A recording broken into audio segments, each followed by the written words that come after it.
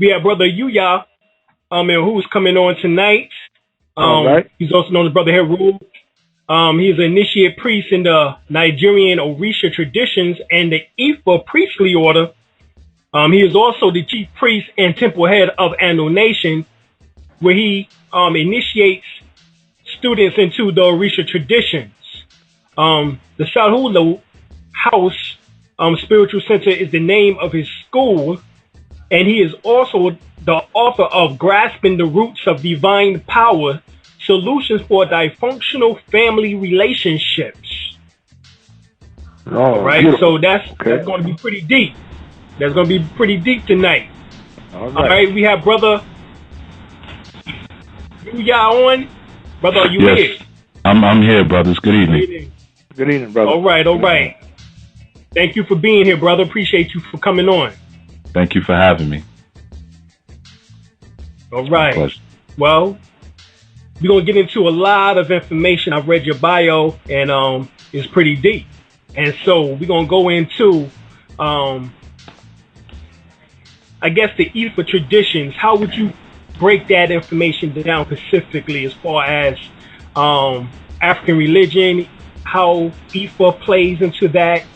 And, of course, I'm pretty sure you've read Wayne Chandler's book, Ancient Future. Ancient Future, in which that he speaks about how the Ifa system was taken into the Orient, known as China and Japan, in which that formed the I Ching principle system, right? In which that it later became. So let's see how let's go into that information, and for the audience, tell who you are, and if there's anything in which that I missed, definitely go deeper, brother. All right, beautiful. First, of course, I want to give appreciation for you having me, and for all of your listeners who tuned in to give me an opportunity to share this information with you all. So I thank you for that. In terms of background and my history in this, like many others, I'm just one who has been called to esoteric information, occult information, and I found the Nigerian system of Orisha study and Ifa to be more intuitive for me. I've been doing this for over 20 years, about 22 years, and just different systems, going through various systems and learning and studying and working with people and going through initiation, so forth and so on. Ultimately, though, this is just what was most intuitive for me. I love many other traditional systems, Sangoma, as well as especially the Congolese system. As you probably know, and your listeners know, the more you study and the more you dig, the more common strings and commonalities you find between systems. So I've fallen in love with this one, with the Ifa, but I love all African indigenous tradition. I love all global indigenous tradition. So tonight I'd like to share maybe just a little information that hopefully will help people to tie in what Orisha are and what Ifa is with maybe what they're already studying. So they'll have a little bit of, a little extra twist now to add to the work that they're already doing, or maybe the thinking that they're already doing, just by giving it a different perspective. I want to address, you asked about how does Ifa play into African religions. Well, firstly, Ifa, the word Ifa, it means to scratch or engrave or to impress upon. And what that basically means is Ifa means to go beneath the surface. Ifa deals with understanding the spiritual or the soulful or the divine subcontext of everything that we experience in our physical and mundane reality. That is Ifa. Now, of course, we're told a lot of other things about Ifa as well as Orisha, but it's important to understand that these traditions have been invaded by folks who didn't understand them, wasn't trying to understand them. So once that invasion occurred, there was a lot of assimilation of external alien information and dogma and doctrine that invaded, and now, kind of perverted the language a bit and perverted the concepts a bit. There's nothing spooky about it. Ifa deals with the mathematics of the cosmos. That mathematic, it expresses itself through something that we call Odu, which is spelled O-D-U, Odu. And Odu actually means womb. Womb, just like a woman's womb. That's what Odu means. In the Ifa system, we have 256 Odus. They're not necessarily scriptures, but they're primal energies. Okay, these 256 Odus come from a combination of the primary 16 Odu, which we call the Odu Ifa. Okay, and these were the primordial energies that showed up on the earth to begin to create womb points around the cosmos. So these are entry points in which you can walk through to create or to leave any fathomable reality. There's stories associated with them, rituals associated with them, songs, so forth and so on, with each one. If you were to look at an Odu, almost like a binary writing, because it uses combinations of light and dark, O-G-B-E, Ogbe. That's the first Odu, that's number one. And that's written with 4 lines, 4 vertical lines. And when you have one single vertical line, it represents light. When you have 2 vertical lines, it represents dark. Touching on Brother Chandler's work, when he spoke about the I-King associating itself or being a child of the Odu Ifa, that's absolutely correct. There are certain Odus, in the I-King, we have primary 8 hexagram. For instance, we have Ogbe, just like I said. And Ogbe associates itself with the hexagram known as Chien, and that's heaven. Okay, that's number one, because everything comes from the subcontext of heaven. That's where everything begins, or what we like to refer to as the 5th dimension. Okay, that's the subcontext of everything here on Ia, or Earth. Okay, and then you have even like Irosun, which associates itself with the hexagram Sun, which is wind. We have Ofun, which associates itself with Kan, which is water. Ed, which is mountain. Oyeku, which is Kun, the earth. Oworin, which is Chin, thunder. Oshe, which is Li, fire. Iwori, which is Twi, the valley. Okay, so those are the associations with the primary Ifa Odu, connecting them to those different I-King. And as you know, the I-King, same thing. You have light lines, or you have solid lines, and then you have broken lines. The solid lines represent masculinity or light. The broken lines represent femininity or receptivity. So that's how those associate themselves with one another. When you're dealing with Ifa, you're dealing also with the words of Orumila. Orumila. Okay, now Orumila, Orun means heaven, and Ila, or Ila, means diviner. Okay, so Orumila is the diviner of heaven. And what that basically means is Orumila is the one who offers us the direct testimony and the direct words from a system who we call, one of the names of Supreme being Olodumare. Okay. Now, important in that, when you hear the name Olodumare, you hear Ol-Odu Mare. Okay, Ol means owner, or O means owner, and Odu again means womb. Mare means serpent. So Olodumare is the owner of the serpent's womb. So when we're dealing with serpents, we're dealing with Kundalini, we're dealing with DNA, we're dealing with evolution. Mm-hmm. So Olodumare represents that first premier starting point of the next step of evolution. That's what Olodumare is. Very similar to, if we take it to the Kemetic, we have Atum Mare. Okay, and Atum Mare deals with the atomic beginnings. Same thing. Atum Mare, Olodumare. It's the same. Okay, so again, Orumila brings us the words, the testimony, the guidance from Olodumare, and Orumila is similar to Tahuti or Gabriel in the biblical. Orumila, right. That's right. Orunmila is Tahuti. Okay, Right. Orunmila is Tahuti. Orunmila is Moses. Orunmila is John Henrik Clark. Okay, That's right. Chuck D is Orunmila. These were people who brought the law to us. Orunmila represents the law bringers. Just like when Public Enemy came, Right. we had on stage Eshu and Orunmila, or Ilegba and Orunmila. We had Flavor Flav. He was the door opener. He was the one that pulled us in. That said, "Oh wow, this looks cool. I want to wear a clock. I want to, you know." And then right behind him, door open, came Moses, or the lawbringer, or Orunmila, or Tahuti, incarnated as Chuck D. Okay, so same science, you know.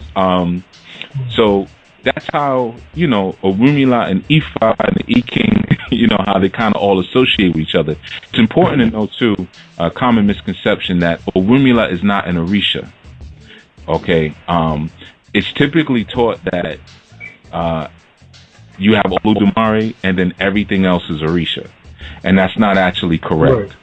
You have Olodumare, or who we call also Eledumare or Odumare. There's many names we use.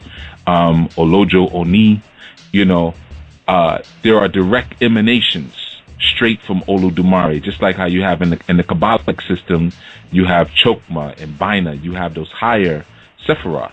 Well, in those higher Sephiroth, or in those higher realms, we have Orunmila, Odu, and Obatala. These three are not actually Orisha. Orunmila represents all-knowing. Oduduwa represents omnipotency. And again, you hear that word Odu. Oduduwa means the womb of the black woman. That's what it means literally, the womb of the black woman, Oduduwa. Okay, and it represents omnipotency. Then you have Obatala. Oba means king. Tala means white cloth. So Obatala is the king of the white cloth. Obatala is king of the white cloth, and he represents omnipresence, because that white cloth is that prism, that fabric that holds all of existence together. And these three individuals or emanations are not Orisha. The Orisha come underneath them. Definitely explain the Orisha sense. We, like you said, the three are symbolic to the omnipotent, omnipresent, omniscient. Which of course symbolizes, you know, the higher powers, or you know, the three higher chakras, or the bodies in which that survive death, like the Aku, the Ba, and the Ka. The all-knowing, the all-powerful, the all-present. Definitely explain to us the Orishas and their role and their function, you know, from the three. Okay, cool. All right, so again, we have the three, right? And those are direct emanations of Olodumare. And then the way Olodumare is not the first deity. Olodumare, very similar to Kether in our Kabbalah, is the first attempt to define oneself, the crown. Okay, and then above that, we know we have Ain. Okay, Ain represents that triple stage darkness, Ein Sof, or so it's that other entity.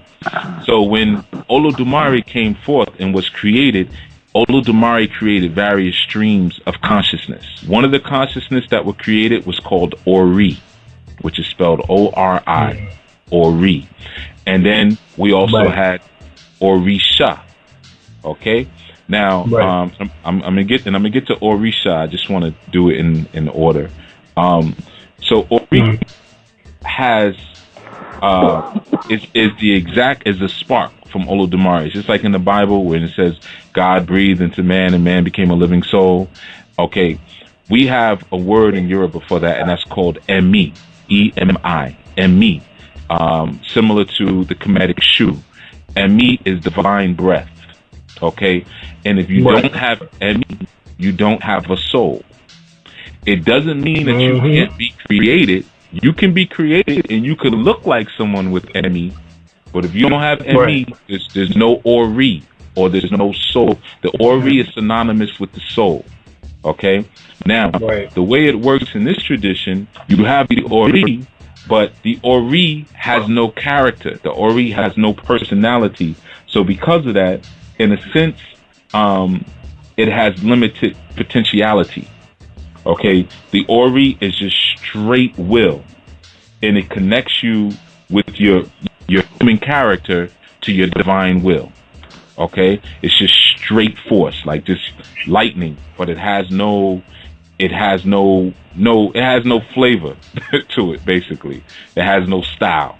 Right. Now, so that's why we need. Here comes the Orisha.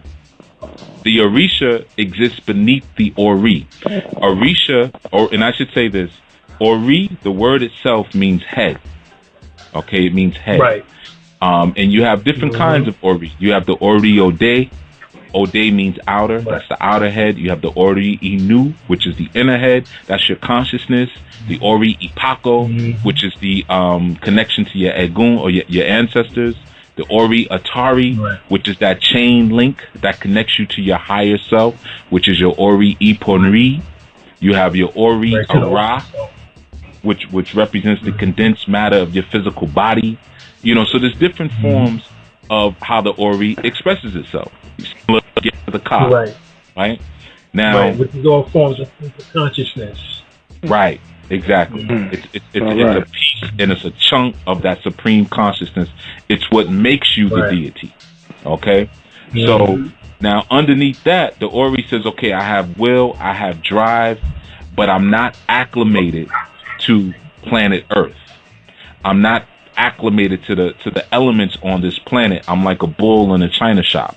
I just got all this force and drive, but I don't really know how to work it here. So this is where the Orisha come in. Now, Ori again means head or consciousness, and Sha means selected or seated.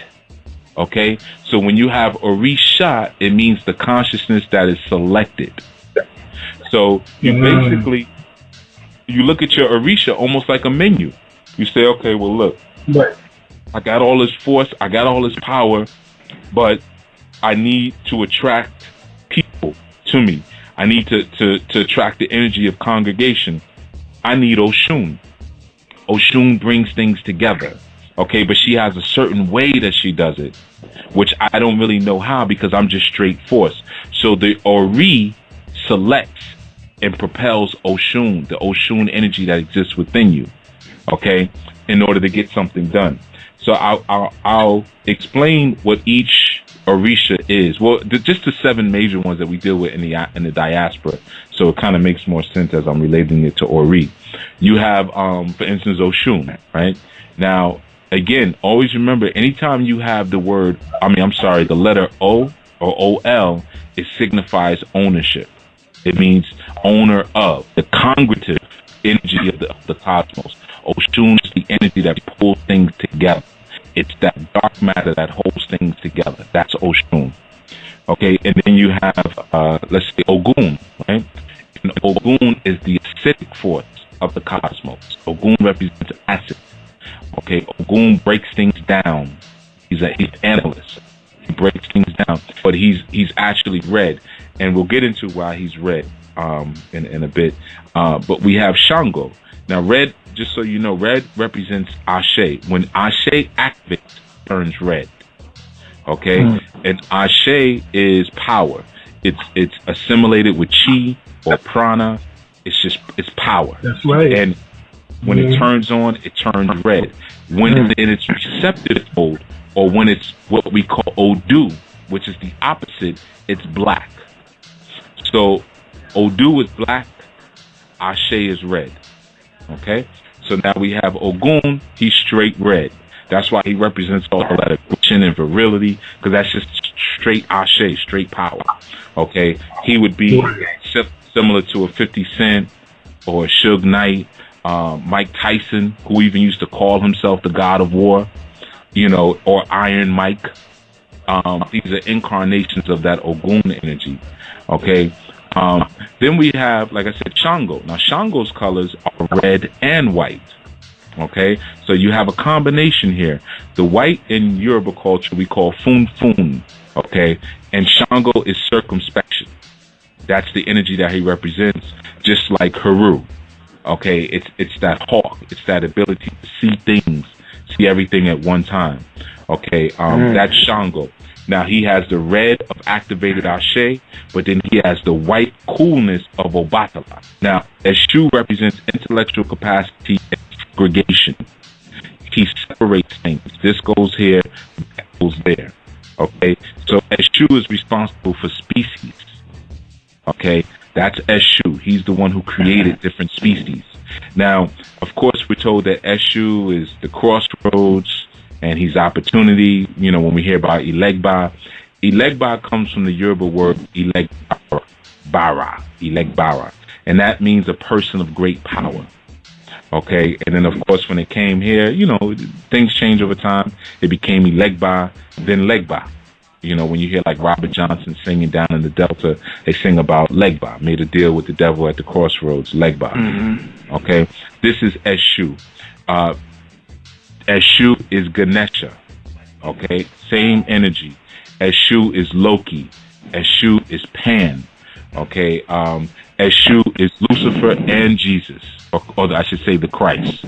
Again, if you even look at the word Jesus and you take the J off the front, the S off the back, you have the word Eshu. Okay, so that is the energy of Eshu. He's the segregative force that says either you go here or you go there, but you're going to make a decision.